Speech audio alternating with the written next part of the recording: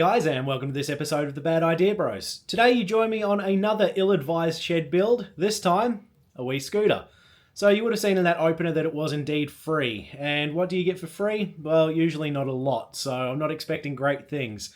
The bike we're looking at is a 1991 Suzuki Stardust. It's a wee 49cc two-stroke, so we'll see how this goes. I've mucked around with two-stroke scooters in the past. You guys would have seen us building and trying to make nifty 50s work for the Transalpine Scooter Safari. That didn't go well, so I'm not holding great hopes for this one. But you never know. So yeah, when this was offered to me, I thought it might be a good opportunity to have a play with a wee scooter again, because it's been quite some time. And there's not really any money to lose on this one, so why not? Let's give it a shot. So the plan for today is to see if we can get it to run. I have no idea. It's apparently sat for 2 years, so chances are slim. The wiring is an absolute mess. It's come with a few other little bits and pieces, so you can see in the shot now that we've got the dash panel and some random plugs that aren't connected to anything, so we'll see if we can figure that out. I cannot for the life of me find a wiring diagram for this online, so I'm just going to try and make it up as I go along, use a process of elimination, and hopefully get some life into this wee thing. Now, there is a battery in it. It's probably dead. I would be very surprised if there's any life in it, but who knows. So guys, that's pretty much got you up to speed. This is another ill-advised shed build, and I don't know how it's going to go. Short end of a long story. Let's get into this thing. Alright guys, so here we go again. This is the aforementioned wiring, and yeah, it doesn't look great. We've got all sorts of mismatched plugs and stuff. Yeah, actually that's a standard plug. So is that. I've got no idea about these. That definitely doesn't look standard. That's probably the biggest issue. Now, the lady that I got this off of basically said the reason it got parked up was it had an electrical issue with the standard switch panel on the left side here. I think that would have probably been, gosh, I don't know, indicators, headlight maybe, something along those lines.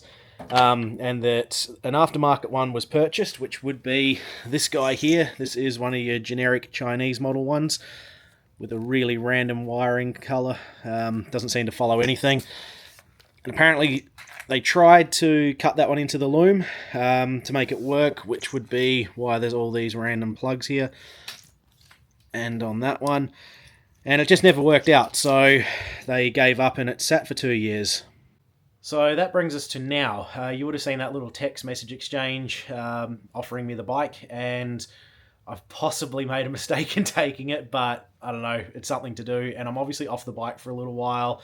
If you guys have watched my last episode, you would have seen that I injured my foot, so there's not a lot of riding I can do.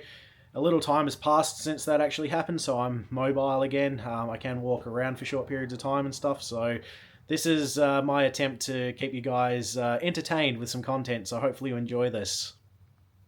But yeah, this could be a bit of a big job, and I'm not really sure how far I want to go into it, but I'm going to take you along for the ride anyway. So I think we'll start by having a look at the battery, checking if it's got any voltage. I don't expect it to. I do know that the motor kicks over because I did muck around with that whilst I was there. So it does freely... compression. It does freely turn over, so I'm not worried about that. But being a two-stroke, I'm worried about cracked or broken reed valves and all that sort of thing, all the fun things that happen with two-strokes. So yeah, I guess we'll check the battery voltage and see if we can start figuring out the wiring at the front and see how we go.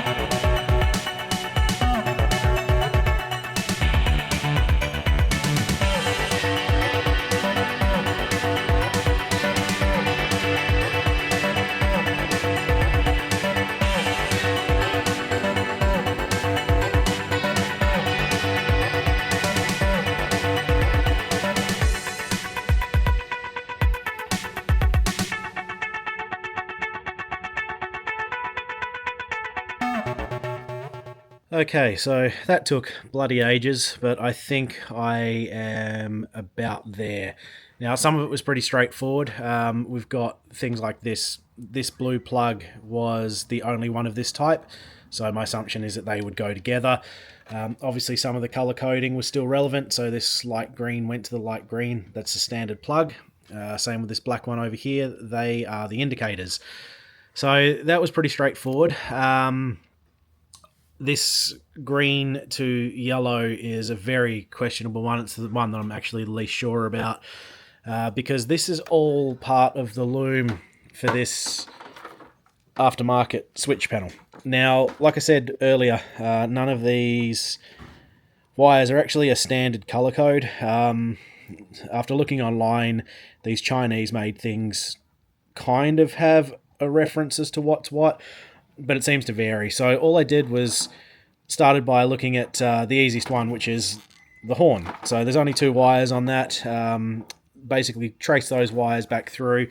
You'll see that I've got the panel off the front of this now. Had a look at what colour wires are coming off of the horn, and then just basically followed those up to the loom and plugged those in. So that was those 2. The indicator switch was next. You can see that we've got, hopefully you can see, light blue, grey and purple. They obviously come out this end of the thing, and I think that I've got the cables in the right spot. Maybe inverted for left or right, I don't know. It's 50-50 chance. The black with the white here is usually an earth, so well, at least I think it's the earth. That's what I've sort of ran with, so yeah, sort of from there to the headlight. I have no idea if this is actually going to do anything, guys, so my fingers are definitely crossed. But I have realised that there is a little bit of an oversight in that the bike doesn't have a battery that's any good. So I'm going to have to run to the shops and see if I can find one. With any luck, they'll have one in stock and I can come back to this today. But I can't really test anything unless there's a battery in it. It might kick over. If it were to start, I think these little things produce enough voltage from the motor just to run things. I don't know. But I'm not really at that point yet. So I'm going to see if I can find a battery for this, and we'll come back to you.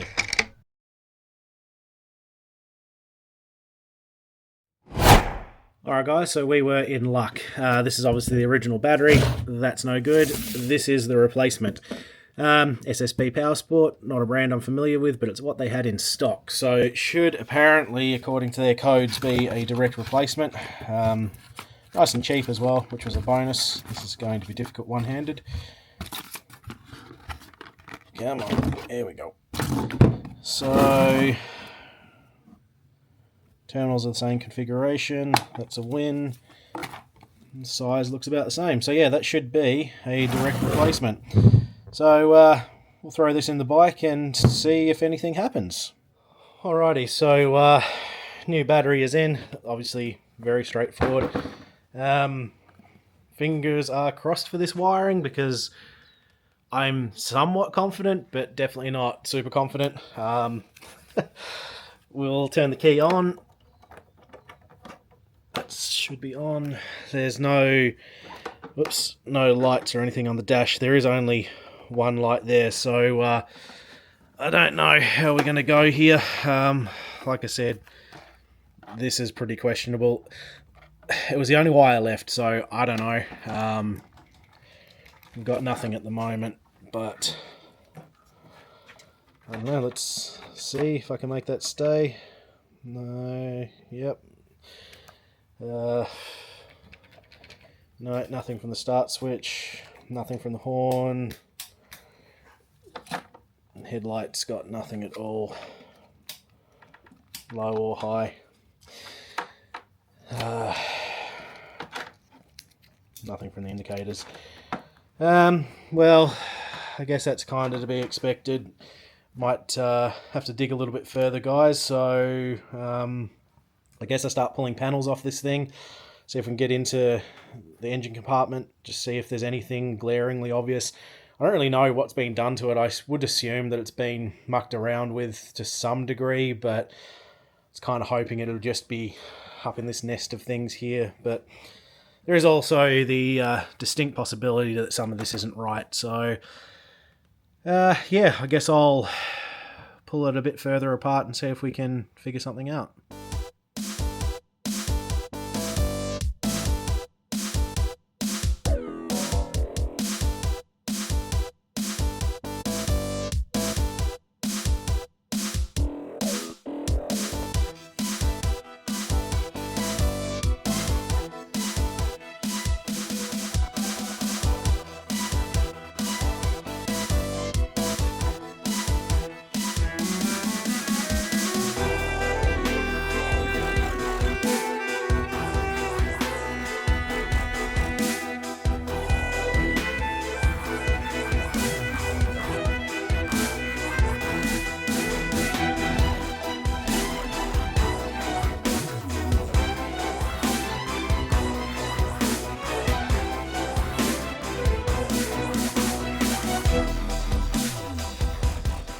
Alright guys, that's got those panels off, and I have to say we've got a bit of good news here in that all the plugs are original and it doesn't appear that any of them have been mucked around with.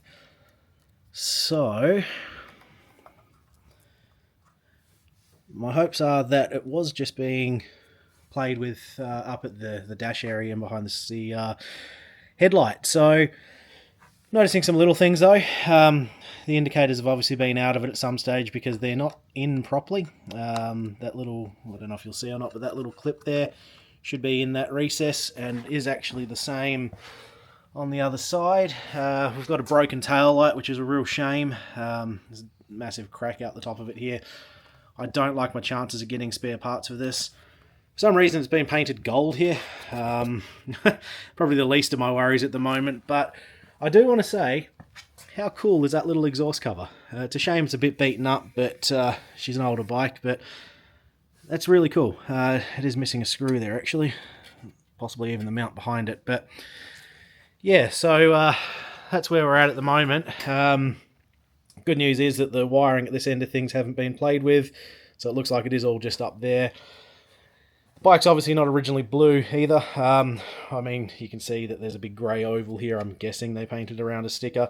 But the thing that made me laugh, and I don't know if you're going to be able to see, you might just be able to see on camera here, there is actually a Stardust decal on there. So they've just painted blue over everything.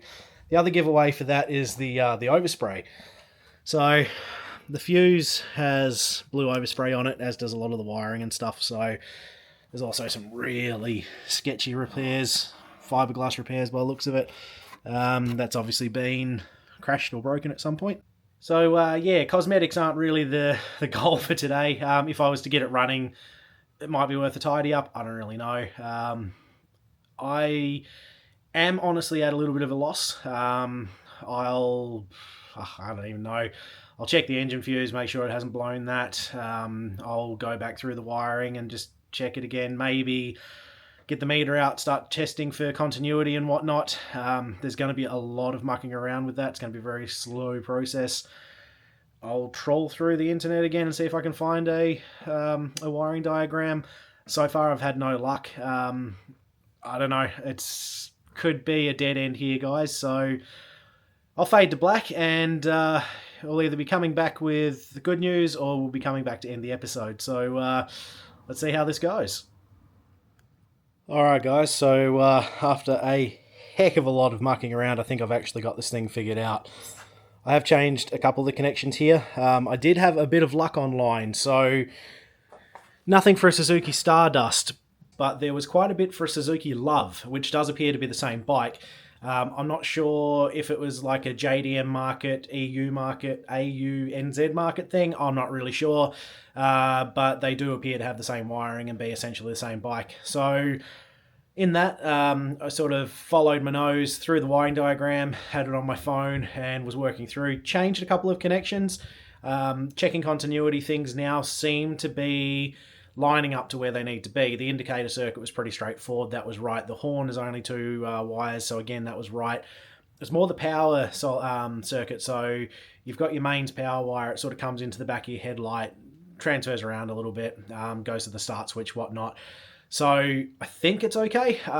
We're at a point where I need to try and start the bike. So I did show earlier on that the bike kicks over freely. I got no idea what's going to happen here.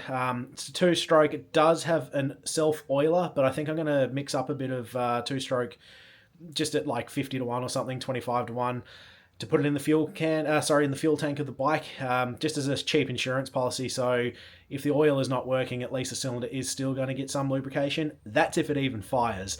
So I think what we might do is I'll bolt everything together on the front so that when I'm kicking the thing, it's not going to just fall off and break wires and stuff like that. So going forward to go backwards, but I don't know. We had nothing from that start switch before. Still have nothing, so I'm not really sure if that's ever going to work. But yeah, that's where we're at, guys. So I'm going to put a few little bits together so the bike's somewhat stable and start kicking this thing and see what happens.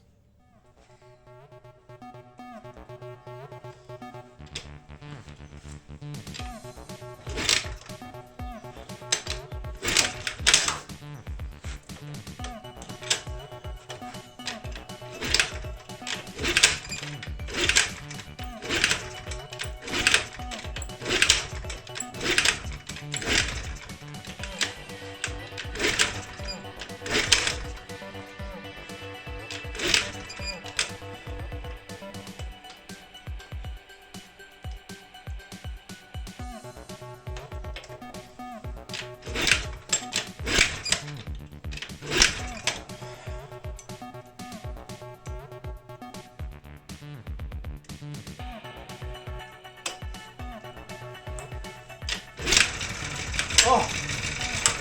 Come on, come on, come on, come on, come on.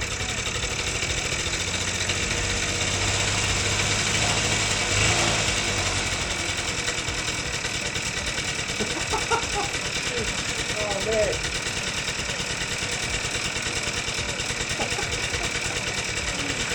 Holy crap. Holy crap, guys, there we go. It's running, and not too badly. Super smoky, as you'd expect. It's mixed up pretty oily. I can actually feel the oil in the exhaust, but holy crap. Apparently sitting for 2 years. Oh, we've got a headlight. Oh, do we have high and low beam? Oh. Holy crap, we do. High and low works.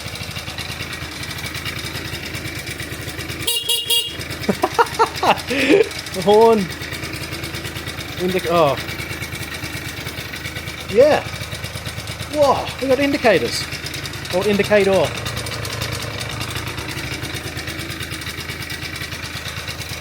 Ah.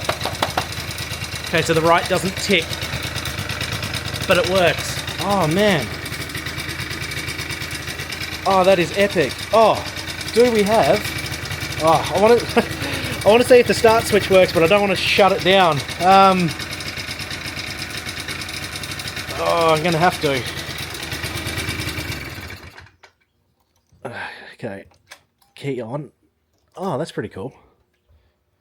Key on. Yep. So that means the oil level switch works. Turn the indicator off. Do we have a start switch? No. Oh, actually, I wonder. Pull the brake in. No way. No way. Oh, that's epic. It's a runner. Guys, that is absolutely unbelievable. I can't believe that we've got this little thing running. Not massive amounts of work either. Like, admittedly, it was a bit of a stretch of the brain for some of that wiring, but I don't know, a few hours worth of work and some help and research from the internet and just some perseverance, and the little bugger's running. So that's unbelievable. For a bike to apparently be sitting for 2 years, to kick over like that, a lot of kicks. Admittedly, I wasn't really holding a lot of hope for this one. You can tell by my smile that I'm genuinely stoked about this, but yeah, everything works. So, well, everything kind of works. That left-hand indicator doesn't flash, so I'm not sure what's going on with that. Could just be a bad earth. I'm not really sure. That'll need some attention. But the fact that it starts off of the switch, I didn't think that was going to happen. The kickstart was my saving grace. I thought that was going to be how we'd get this thing running, but I don't know what to say, guys. I'm by no means a master mechanic. There's a lot of luck involved with that one for sure. But yeah, I don't really know what to do with it. I think I'll put it back together and I'll throw the helmet on. We'll take it for a ride. It's got no rego, but to hell with it. We'll see how it goes. So yeah, I will throw it back together. We'll throw a helmet on and I'll take you guys along for a ride. Alright guys, so not a lot's changed since you left us in the shed there. I've obviously put a couple of mirrors on it. I've stolen those from another project that you guys will see later in the year. And obviously we've got all the plastics back on it. Put a bit of air in the tyres. That's pretty much it. Got a license plate on it. It is the plate from the bike, but there's no rego. So technically illegal what I'm doing at the moment, but for a wee bike that does 40 or 50 kilometers an hour, I think we'll be okay today. Riding it to where we are now, which is unfortunately the tide's out, so it's usually quite a nice bay here, but to where we are now, I can tell you already the speedo doesn't work. Not really sure why. You know what, in saying that, I don't think I actually connected it up. That'll be why. So yeah, other than that, it still starts, runs, does everything it should. So key on, which is a bit tricky, brake in, and she starts up. Not too bad. It is very smoky. Like I said, we did pre-mix the fuel, probably didn't need to, but better safe than sorry. So guys, I'm going to hop out of the gravel. We'll take a little bit of tarmac around the beach front and you'll get a point of view of what this little thing's like.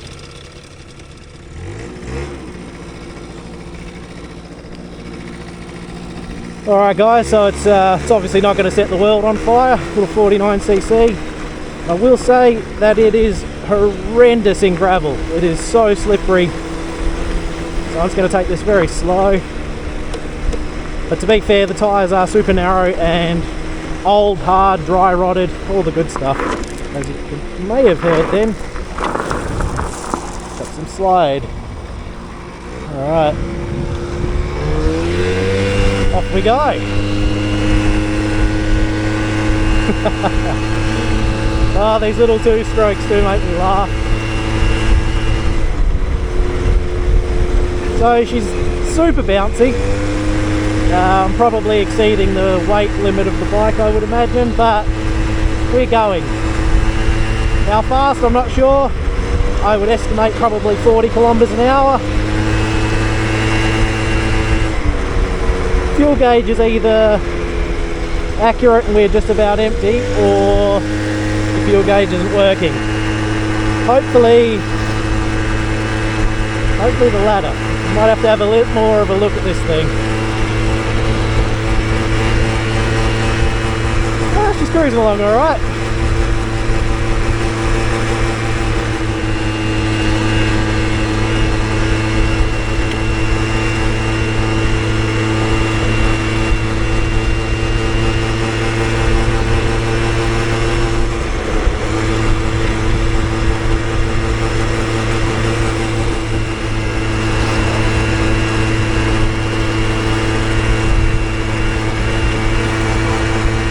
Well guys, first impressions are interesting to say the least.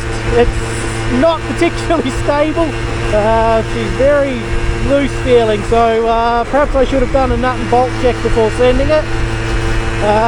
Excitement got the better of me there and we're out on it, so on my head be it. But it does feel very shaky and loose in the front end. Oh god, and the suspension is, I don't know, it's a bit like a trampoline, so we might just return this thing home. I don't want to push it too hard and risk my luck, because honestly I probably should have given this more of a check before getting on the road with it. So guys, I'll see you back in the workshop. Well, there we have it guys. By no stretch of the imagination is this thing done. It's done in the sense that it's rideable, but barely. At present, it is an absolute death trap on the road. I don't know if it showed on that little bit of film there, but as soon as you sort of take one hand off the handlebars, they start shaking. Those tyres are dry rotted, super hard, super slippery. The brakes do not stop the bike. There is no rear brake whatsoever. The front brake's probably at 30%. So, yeah, sketchy. But I love it. It's actually really cool. And considering that it was essentially dead and given up for 2 years, apparently, for a day's worth of work, I'm pretty stoked that it's come up so well. I've really got no money in it either. It's a new battery, so it's a cheap project. Today you join me in the shed again, and we'll be working on the Wii Suzuki Stardust, hopefully finishing it. Now, if you've seen the last episode, you would have seen me unexpectedly getting this thing running. I genuinely didn't think I had a hope in hell of that happening, but here we are. And I took it on a very ill-advised, sketchy road test. That obviously illustrated quite a few issues with the bike that I wouldn't have known if I hadn't have ridden it. So today I'm planning to try and fix those things. And I've had a bit of time to think about what I'm going to do with it, and I've come to a decision. So we're going to take all the panels off, we're going to sand them back, give it a respray, we're going to refurbish the rims, the tyres that definitely need replacing. I've got some replacements for those, so we'll put that on. And just a few little niggly things that need tidying up. The rear brakes don't work, so we'll see if we can alleviate that.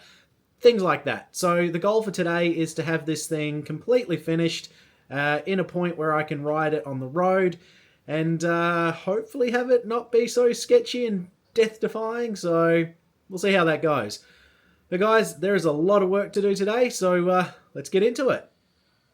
Alrighty, so on film the paint doesn't look too bad, but in actuality it's pretty rough. You can see where they've sprayed over the original stickers, and it's just all a bit chopped up. We've got marks pretty much on every panel, and there's previous damage, like these scrapes, that's just been painted over, and you probably won't see this, maybe you will. There's some points of really bad fiberglass repairs, so I'd like to alleviate that. The paint itself, the colour is quite nice, it's just the application isn't the best, so we need to start by going backwards to go forward, so let's strip this thing.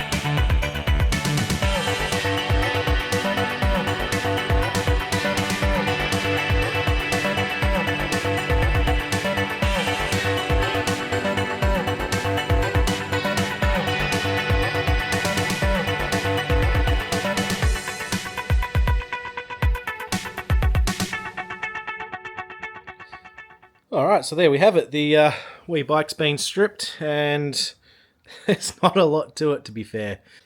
And that is one thing that I do enjoy about the scooters, is that you do not need a lot to be able to work on these. I'll put an image across the screen now. These are the tools that I needed, and you can see that there's very little there. So with those few things, I was able to take off all of the plastics, which you'll see now, and we've obviously got the bike torn back to what it is there in the background. So going forward, guys, I think I'm going to have to address a lot of the cracks in the plastic. There's some random drilled holes that I'd like to fix. That's going to take a bit of time, and the filler that I'm going to use for that's going to need some time to actually set. So I think it's probably smart to do that as first. From there, we might look at doing the wheels. We'll get those tyres changed over. Now that everything's off, you can actually see just how badly dry rotted those tyres are. So there's a wee bit of tread left on them, but they are rock hard, and you can see the cracks. Dangerous, just not worthwhile keeping on there. So we'll fit some new tyres to the rims. We might refurbish the rims as well. I've got some paint for that. So yeah, that's the next steps, guys. So let's crack on.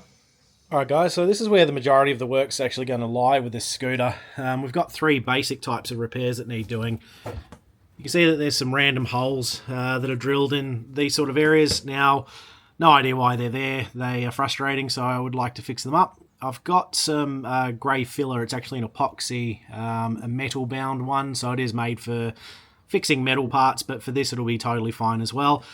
The way I'm going to do these is there's a little bit of a lip on the outside where these have been drilled. I'll clean that up, probably just with a blade.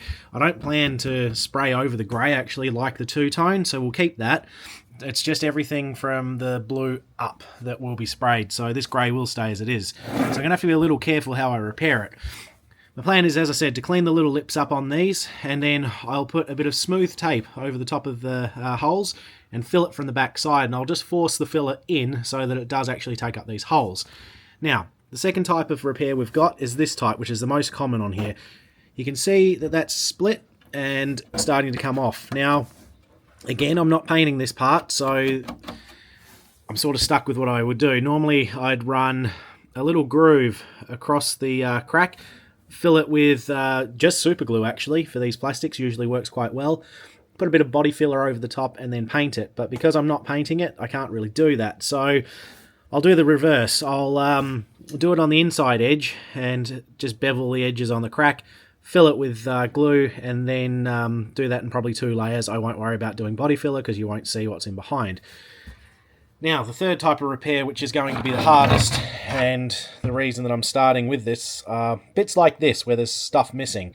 So obviously we've got a considerable crack here that does go all the way up the blue paint there. Because I am painting this, I'll fix it in the way I just mentioned, which is just bevel it, fill it with glue, and then a bit of filler. Now the hard part is these missing bits.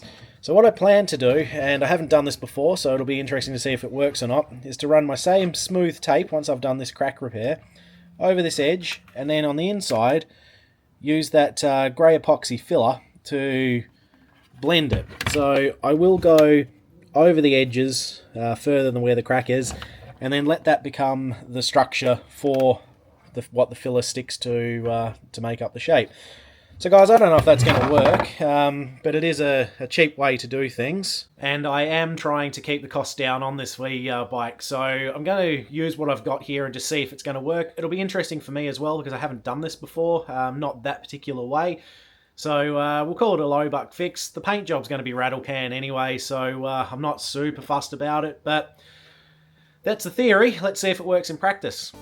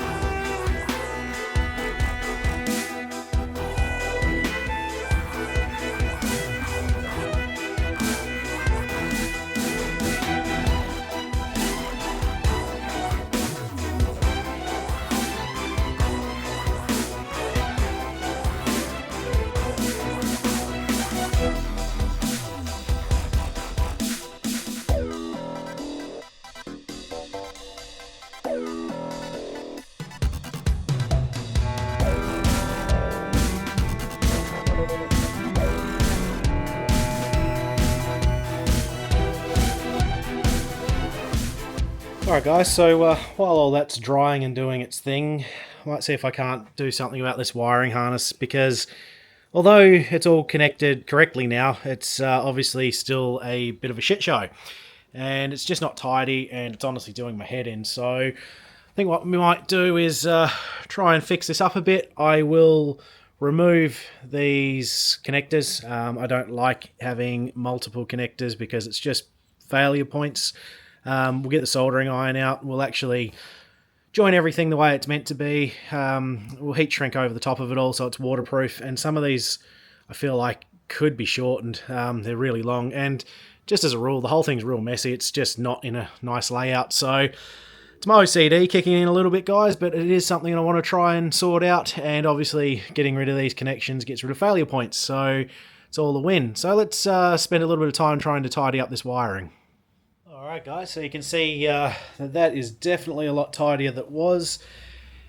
And although by no stretch of the imagination is it perfect, I'm pretty happy with that. So everything's put together in a better way than it was, and you can see by the waste that's on the ground there, there's a lot of rubbish that came out of there. So pretty happy with that.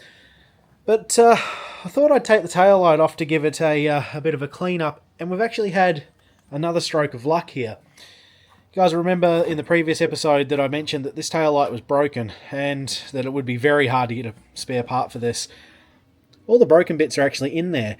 Now, I've mucked around with it, and all the parts that are missing from this are actually there. So these three little bits here, I will be able to recreate this tail light. So a bit more gluing, which seems to be the fashion of today's episode, but a bit of gluing and I should have this tail light back in one piece. So let's get that done and I'll come back to you shortly.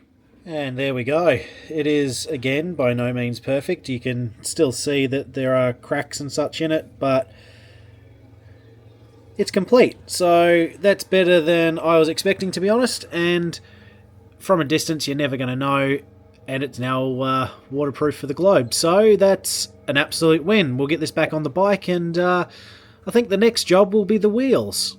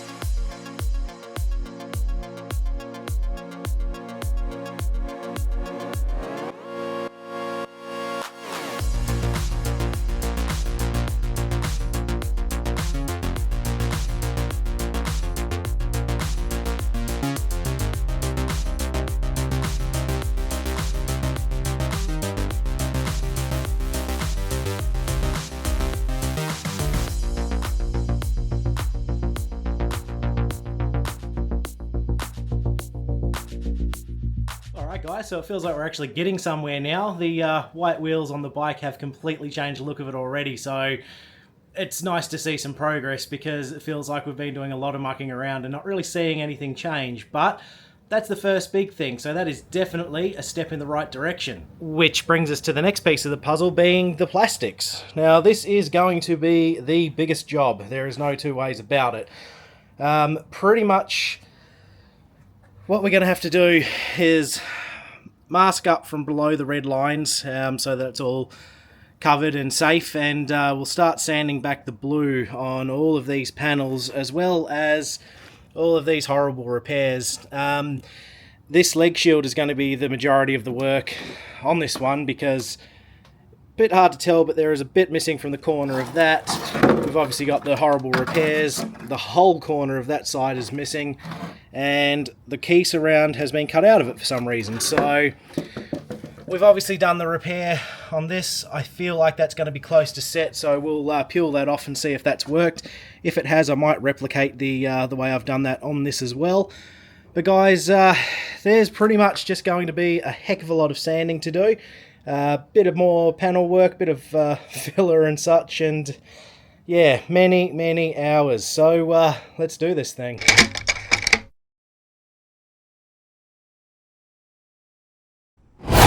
Alright, let's start for interest's sake just with the dash panel here, because this is the one that we obviously have tried to fill this gap in. So you can see that it's not the prettiest of repairs, but it is solid now. So I'm hoping that once we remove this black tape, it will have filled in that big crack that was previously there.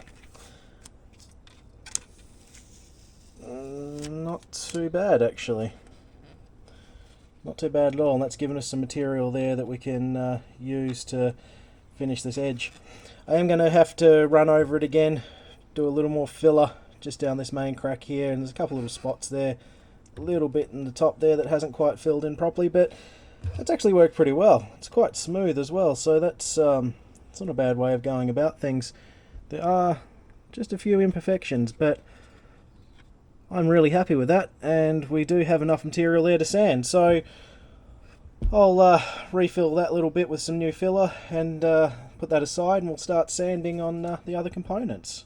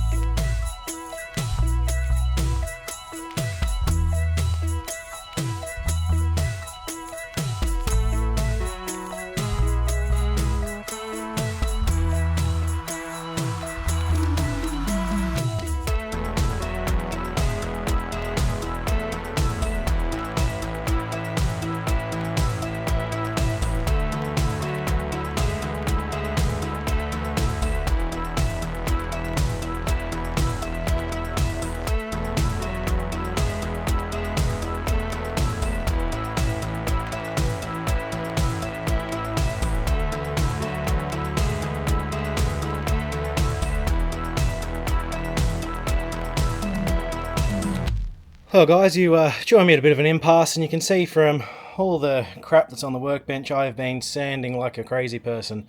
But the Wii sander's out of juice, so the battery's charging, and it was just in time to start this horrible leg shield, which is going to be so much work.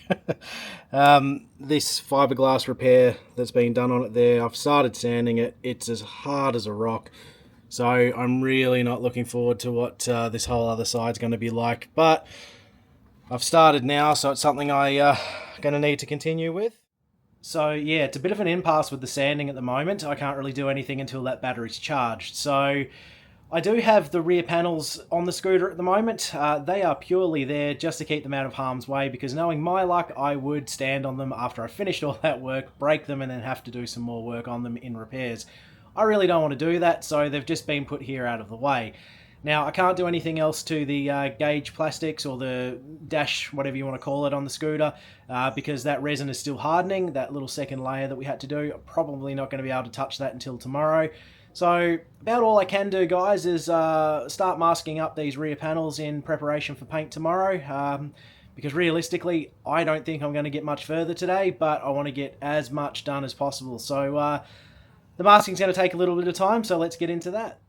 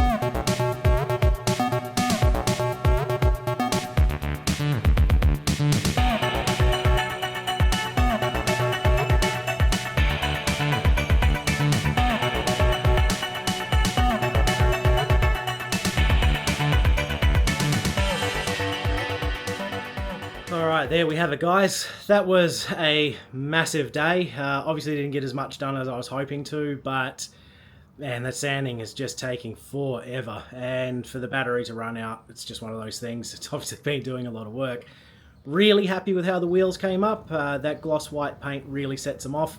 Obviously done that on a scooter before. I did that on my Wii Nifty 50, so I did take a little bit of inspiration from that. But it's not going to be red, this one. I've got a nice colour pick for this. It is a colour that could be controversial. Some of you guys will like it, some of you guys will hate it, but I think for the theme of the build I'm going for, it should be a good fit. So we are again working on the little Suzuki Stardust. Yes, this thing is taking so much longer than I had anticipated, but it's one of those things. It's just going to take the time it takes. Now, since you guys saw it in the last episode, a few weeks have passed and I have made a little bit of progress with the bike. So you'll see panning across the screen now, I've actually managed to start laying down some colour. And in actuality, you can see there is a little bit of colour on the neck of the body there. So yeah, a little bit's changed, but honestly guys, you haven't missed a lot. The plan for today is to try and get this thing finished. I've said that probably the last 2 episodes now, but this one I think will actually happen. Fingers crossed anyway. So I'm going to start working on the gauge surround plastics. I'm going to take you guys through the process with that, and then you'll understand how I got to where I am with painting the panels that are on there now. I know in the last episode that you saw me sanding stuff down. There will be a bit more of that in this episode, guys. It's just how it is with these old bikes. So yeah, I think we might begin with putting the panels on the bike that I've done, just for a bit of motivation to keep going with this thing, to see how it's going to look with the new colour on there. And then we'll dive headfirst into what is honestly going to be quite a big job of the last 2 plastic sections on this bike. So yeah, let's do it.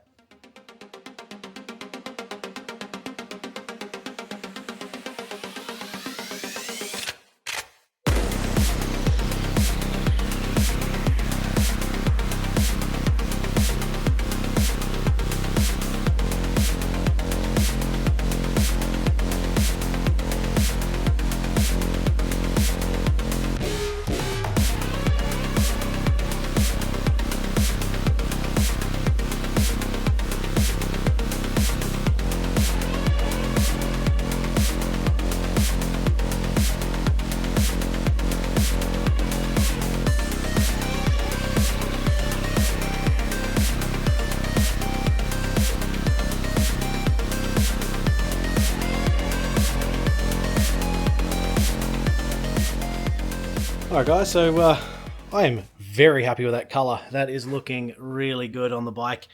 And on camera it actually looks a little darker than it is in real life, but it is so good. And I'm so glad that I went to the effort of masking up the red lines with the grey undertone there, because I think it would have been a bit too much if it was all the one colour.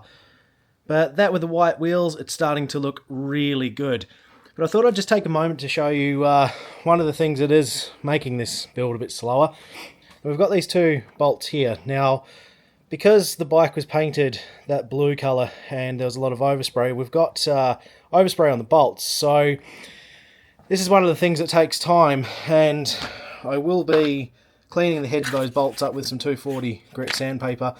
Not trying to get them back to absolute perfect, but it is just trying to tidy it up, because these would stick out like a sore thumb against that nice new paint. So yeah, it's just little things like that, guys, and I don't necessarily always show it on camera, but you start adding those little jobs up and it does take a lot of time. So I'll clean those up, we'll slap them into the bike, and then we'll get back onto that gauge surround plastic. Alright guys, so this is our first port of call, which is the gauge surround. Now, this is the one that we had to do a bit of building on, so we've got all this filler. You guys would have seen me in the last episodes basically making this whole corner again because it was missing. There was a huge chunk out of it. So this stuff sets like steel, so I'm kind of hoping that I can just hit it with the sander and then get the shape that I'm needed. However, I may need to file this. But generally speaking, the whole thing's going to need to be sanded anyway. We'll get all that blue off, get it back to a nice uniform surface, and get it prepped for paint. So yeah, we need to begin this and just see how it goes.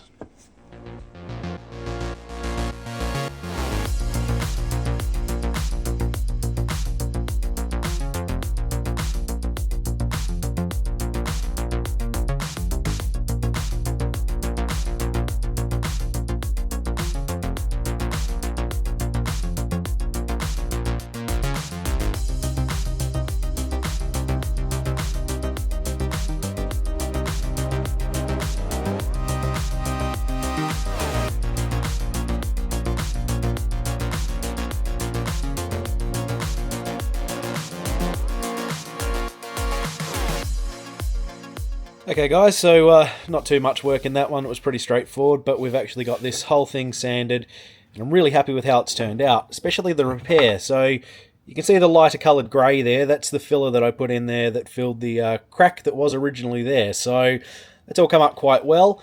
And you guys might be wondering what these 4 holes here are for. Well, with the Stardust, from what I've found, they actually have this funny little windscreen. So I am going to try and replicate that. This is an old windscreen that I had hanging around. I don't even remember what bike this was originally for, but it's obviously way too tall. But I think if I section maybe 25 mil, an inch, something like that, out of this, it's the right sort of curve and the right sort of size, which I'm going to poorly illustrate here, to basically make the windscreen that I need. So from what I can tell in the pictures, and I will put one on the screen if I have one, it's only a short little wind stop, so I'm going to try and replicate that, which is the next job on this. We would normally be painting this now, but I want to try and get the windscreen made, and if I can get that done, that's going to be more true to form of what the bike was originally. So let's give it a go.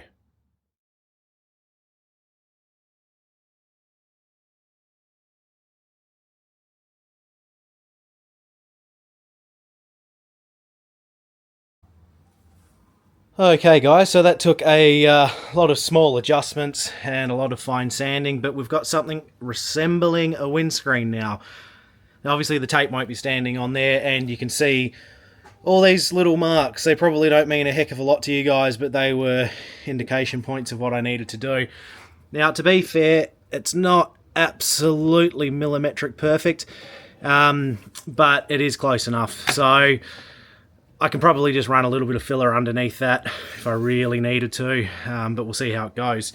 Now, my original plan was to use these bolts and basically just pop them through the existing holes like so, and then let the windscreen sit in them. It will still work, but it's going to give me that air gap underneath, which I really don't want.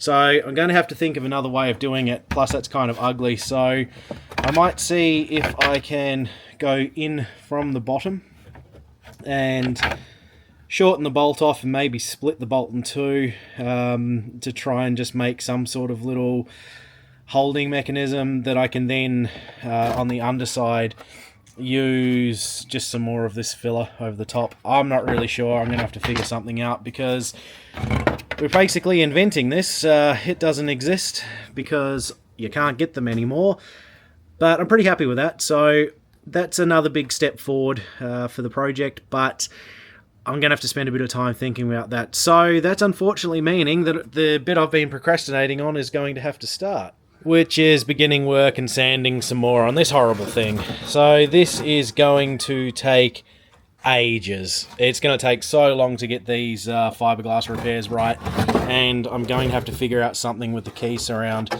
I don't really know what I'm going to do with that, but all I can do is start. So yeah, bit of sanding and we'll figure it out as we go.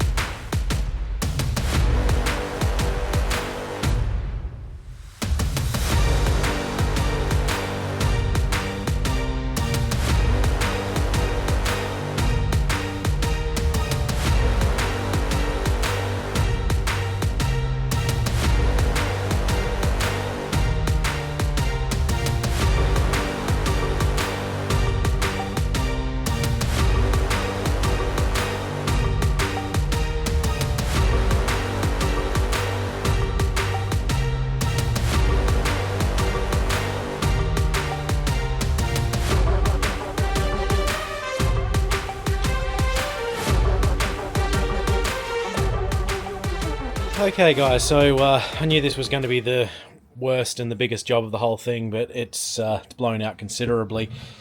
Now, I've mentioned these fiberglass repairs a few times now, and just how much work was actually going to be into sanding them.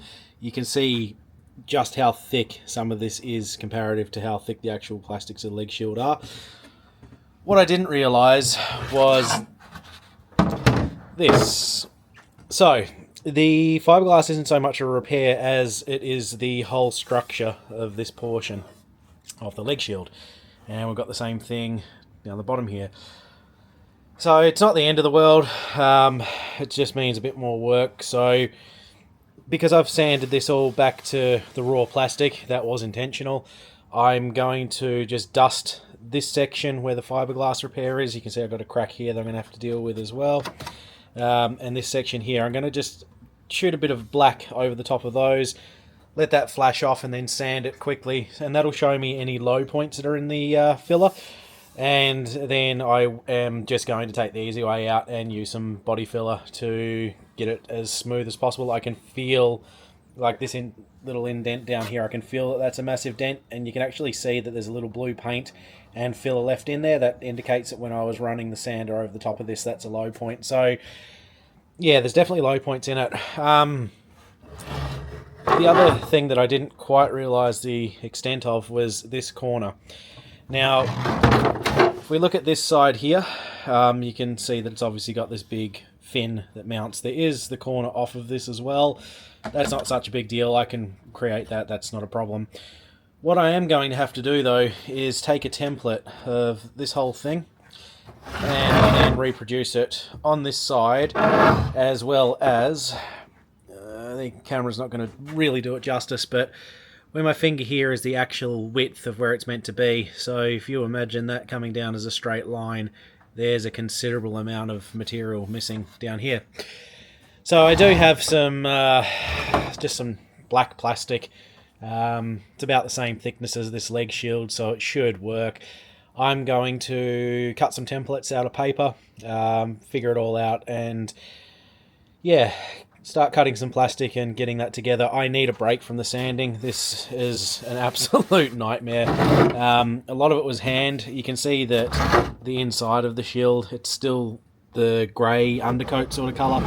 That's fine in there because you're not really going to see this anyway. The parts that matter are all these parts that I've come back to bare plastic, and that's completely ignoring the fact that we've still got the majority of stuff in here to do.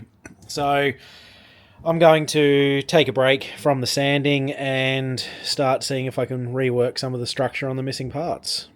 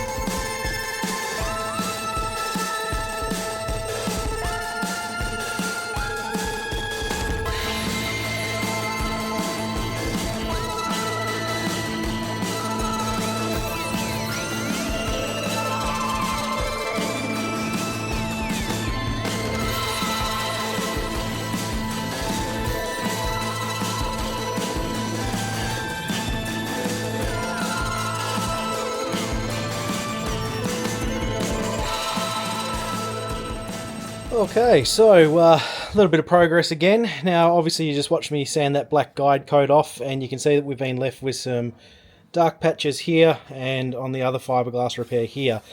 Now, those dark areas are the low points, so what I'm going to need to do, because this is all pretty flat, it's actually not too bad through these sections, but where all these dark points are, where the paint hasn't fully sanded off, are actually low, and I can just feel that. So what I'll be doing is getting some body filler and just lightly scraping it over and filling the dips, and then we'll sand it, probably give it another guide coat and then sand it again just to make sure that we're getting everything smooth. And obviously we started working on building this corner back up.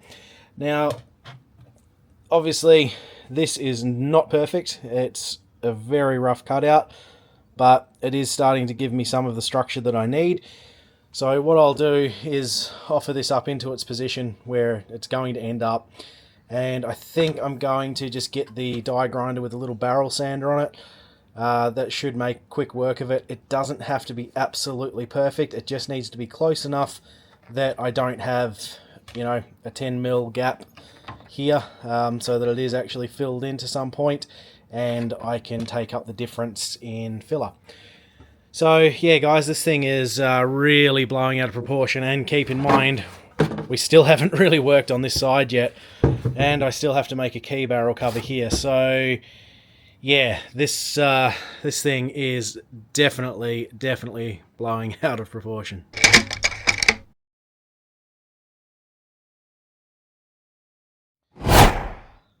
Alright, so I do feel like this is turning into a bit of a bad joke now, but we've gone backwards to go forwards yet again. So I've obviously fitted the leg shield back onto the bike. We've done a little bit more sanding, and it's looking a bit rough on there, but it's kind of where it needs to be. Now, the reason being is we've gotten this little corner piece started. You can see there's gaps there. It's obviously not perfect, but we've got something to work from, so that's definitely a good step in the right direction. The other part that we've got are these random little items. Now, doesn't look like much, but this took quite a bit of time to do. This started life as a bit of 35mm PVC pipe. You can see that there's all sorts of weird and wonderful shapes cut into that, and I've actually cut and glued a section of the black plastic that I was talking about earlier, and we've notched that out. The reason being is that this becomes the structure of our key barrel. Now, I don't really know what they look like standard, so I'm just sort of doing what I can, but that'll give us a base to work off of anyway. Obviously, I'll have that all centralized, nice and even, and then the gaps that you can see above and below, I'll start building a structure. I don't really know specifically how I'm going to go about it. I think I'm just going to have to cut strips, very poorly illustrated here, but if I cut strips and start sticking them where they need to be, eventually we'll have all these gaps taken up, and we can just run the filler over the top, make it nice and smooth, make it look like it's meant to be there. So that's the first part that we've been working on. The second part, which you guys saw me start earlier, I'm pretty proud of this. The windscreen is successfully attached. Now, obviously the masking tape is off of it, and you can see that it's all in one piece. I did my usual and started overthinking how to do this, and we were talking about the bolts and all that sort of thing. It's obviously worked out quite well, and it is very tidy. Now, because I spent all that time sanding the right body line onto this, I figured why not just epoxy it right in place. So that's what I did. I used a clear epoxy to put this straight onto the visor, or onto the gauge surround, sorry, and then use some of the two-part filler, which is, if that will focus, the grey stuff there. Just to clean up the edges. Now, obviously, this is still in raw plastic, so it's going to need to be painted that nice teal to match the rest of the bike, which does mean I'll have to mask this up. But unfortunately, as I'll show now, the weather has gone to absolute pot, so there is not really any chance of me doing any painting today. Now, aside from the little bit of painting that needs to be done on that gauge surround plastics, I've still got all that work to make that key barrel surround, and we still have to get that lower corner of the leg shield fixed and done right. Guys, there is hours worth of work in that, and that's not an exaggeration. That's probably a good 8 hours worth of work. So I think what we're going to do is, as much as I need to stop saying at the start of episodes, we're not going to be finished on this one either. I'm going to do the rest of this build off camera. You get the idea of what's happening. In the next episode on this, I'll give you a quick highlights reel of what I did to finish it.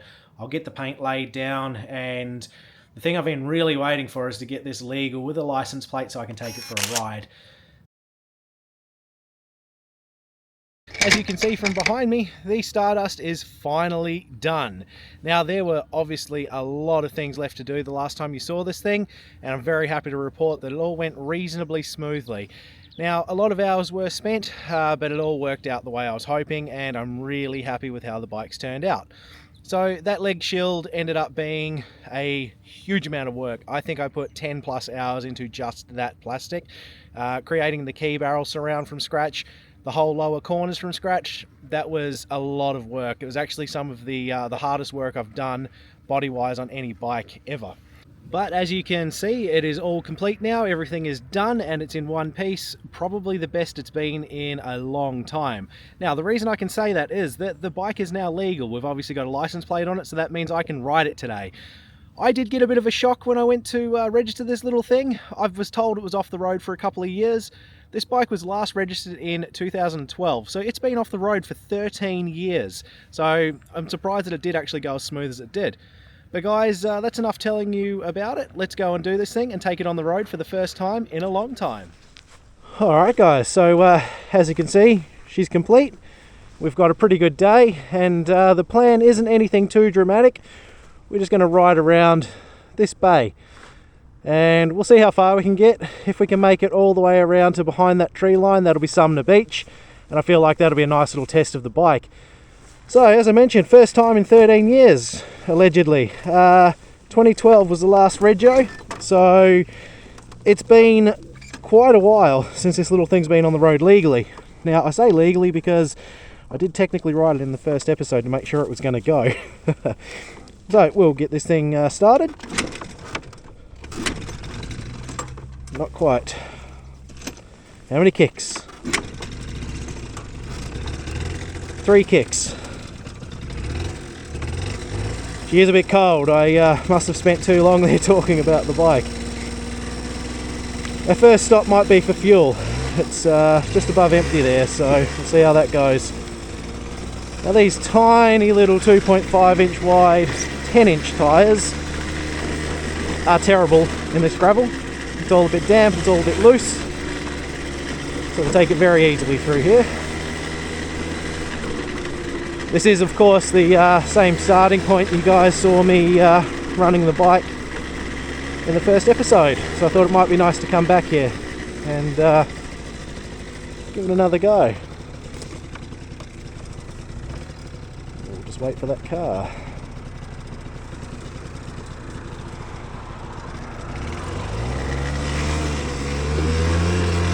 Alright, here we go. Obviously not off at a blistering pace. The little 50cc 2-stroke only does about 50 kilometers an hour with me on it, so it'll be a nice slow cruise today.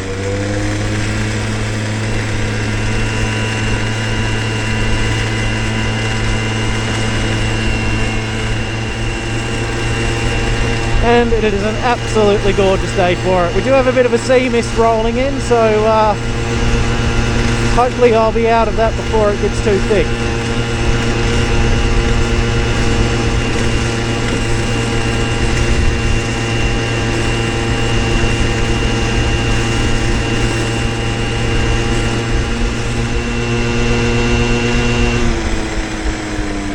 Alright guys, this gas station will do us. Interesting to see how much it costs to fill.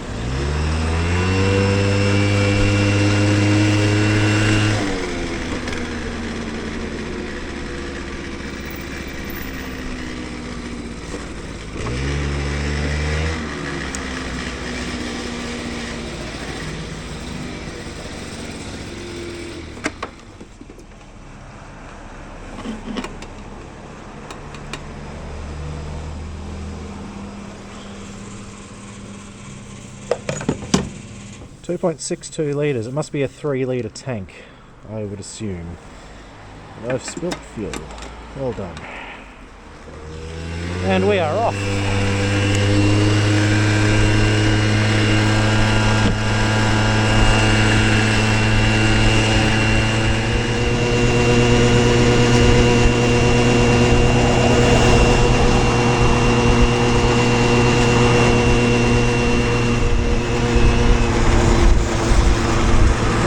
We are now in a 50 zone, so that means I'm actually doing the limit. We do have a spectacular day for it though, guys. Look at that water. Glass smooth.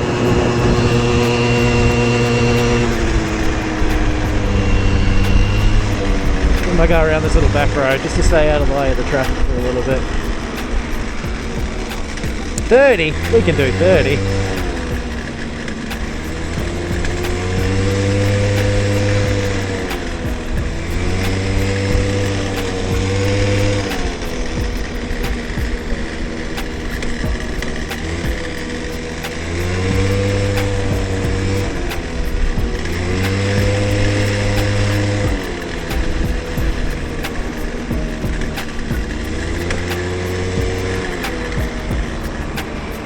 All right.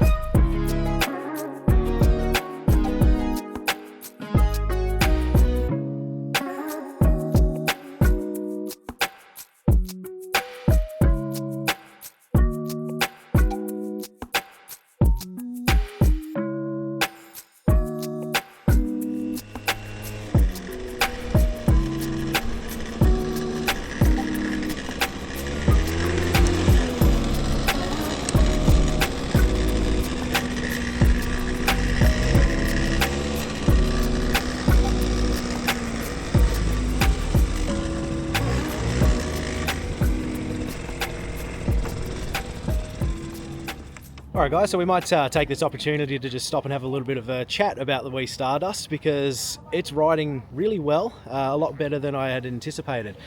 Unfortunately the sun's behind me, but you can see it in the background there. We are here in one piece. Now, something you guys have probably been quite curious about is cost and time spent. As I stand here right now, the cost I'm not 100% sure of, but I do have all that information at home, so I will compile that and put a list on screen now.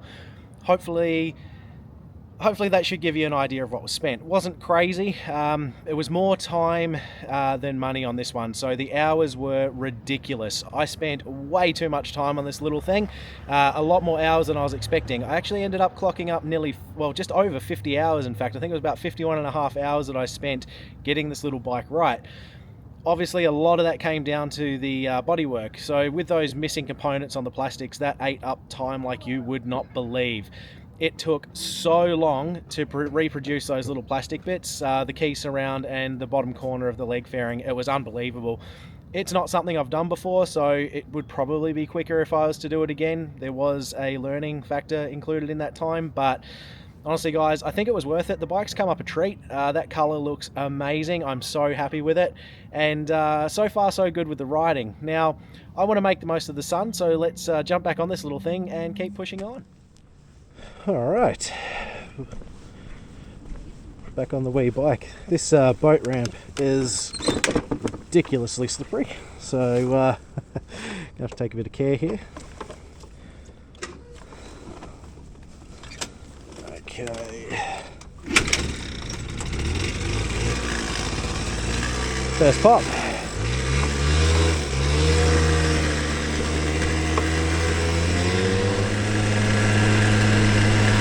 So like I was saying guys, today's just going to be a little bit of a cruise. I don't know how much of this or which portions of the ride I'll include in the episode, but I can safely tell you I'm having a blast with the wee thing. It's got a couple of foibles, but older bikes will do that. And although the tyres are considerably better than what was on it, they are still extremely narrow, so as soon as you lean it starts to want to turn in, so that's a little unnerving, but a bit of time, we'll get used to that. I know I've said it before, but man, this weather is absolutely cracking today. Absolutely cracking. Cruising around the bays feels like a nice use of the time for it.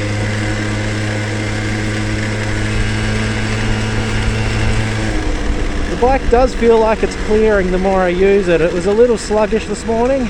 Obviously being cold was going to attribute to some of that, but the top end has been improving the whole time I've been riding it, and the acceleration feels a little better.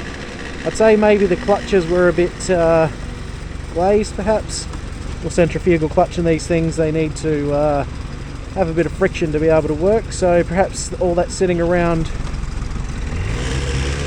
had left them a little glazed. It is still a bit slow off the mark, but it's definitely noticeably better than it was. I think we'll turn left and we'll go into Sumner Village.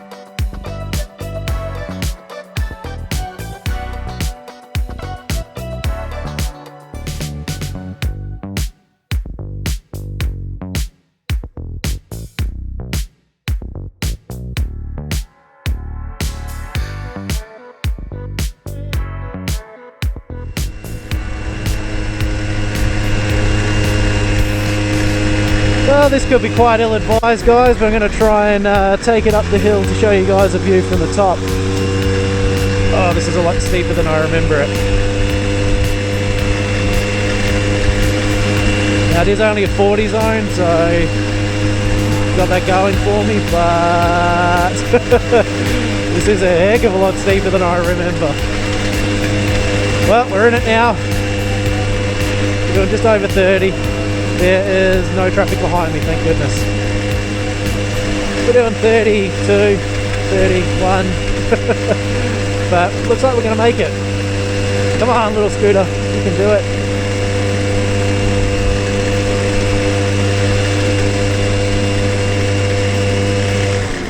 Alright, this is the goal.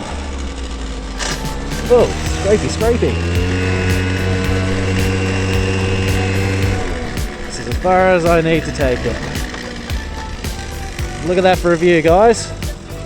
So we came in on that main road there, that straight run that you can see, and yeah, we've climbed quite a way already, but it is a really cool view.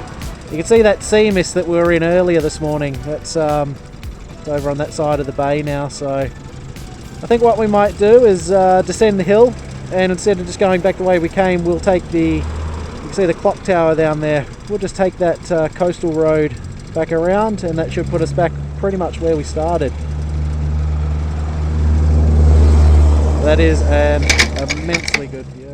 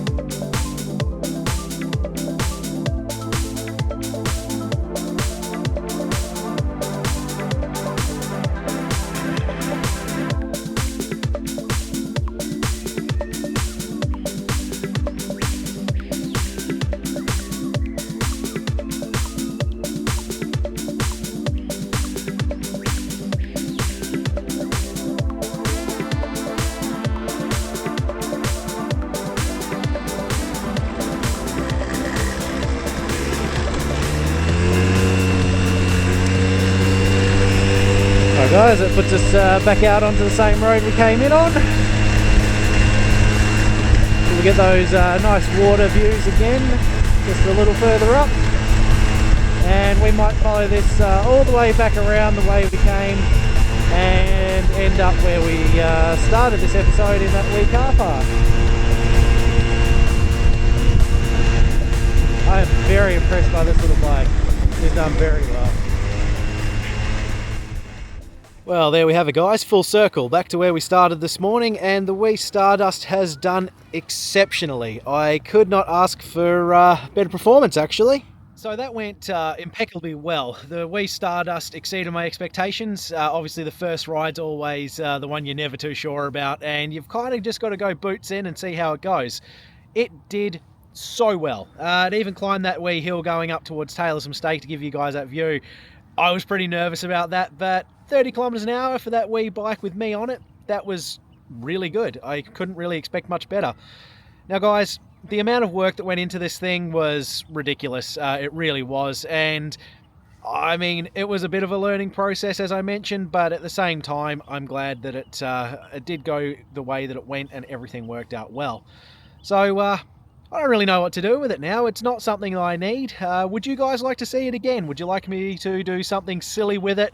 Do an adventure? I don't know. Let me know in the comments what you'd like to see, or if you've got any ideas. Other than that, I might just part ways with it, because in all honesty, a wee 50, it's not much use to me for the type of riding I'm doing, and I don't really need it as a commuter. Now, that being said, the bike does have one little party piece left, and we're going to have to fast forward a little bit for you guys to see that. So let's give it a go. And that appears to work. Now guys, you probably can't see me, but hopefully you can hear me, but you can definitely see that the wee bike has underglow. Now nothing screams 90s to me more than a bit of underglow on your bike or your car, so I thought it'd be a bit of a laugh to give that one the treatment. Obviously a lot of work went into this bike, a lot of work that probably didn't need to go into the bike, but I am a bit of a perfectionist, so yeah, just thought it'd be a cherry on top to have something silly like that. But guys, that's going to do it for this one. I really hope you've enjoyed the episode. If you did, please give us a like, maybe a subscribe, follow along. We are on Facebook and Instagram. Your support is hugely appreciated. Trying to get to 5,000 subscribers this year. Think we're at about 3,500, so we are getting there. We're chipping away. But that's going to do it for this one, guys. As always, thank you for following along, and we'll see you in the next one. Bye.